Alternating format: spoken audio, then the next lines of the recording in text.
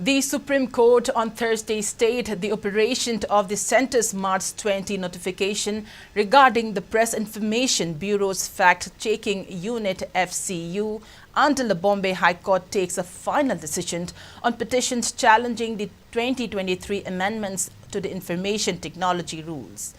A three-judge bench presided by Chief Justice of India, D.Y. Chandrachud, noted that the Centre had assured the High Court on April 27, 2023 that the FCU will not be notified till the petitions challenging a certain rule of the Information Technology, Intermediary Guidelines and Digital Media Ethics Code Amendment Rules 2023, IT Amendment Rules 2023 are decided by the High Court. The bench, also comprising Justices G.B. Pariwala and Manoj Mishra, said it was not making any comments on merits as the matter is pending before the High Court.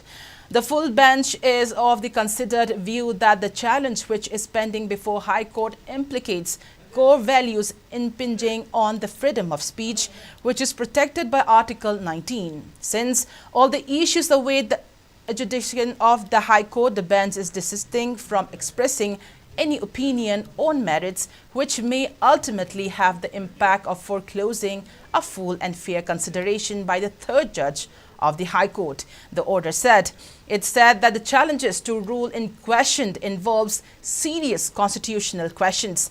The impact of the rule on the fundamental right of the freedom of speech and expression would call for analysis by the High Court, it said. Accordingly, the bench set aside the opinion of the third judge declaring interim relief dated March 11, 2024 and direct that pending the disposal of the proceeding before the High Court, the notification of the Ministry of Electronics and Information Technology dated March 2024 shall remain stayed, added the Supreme Court.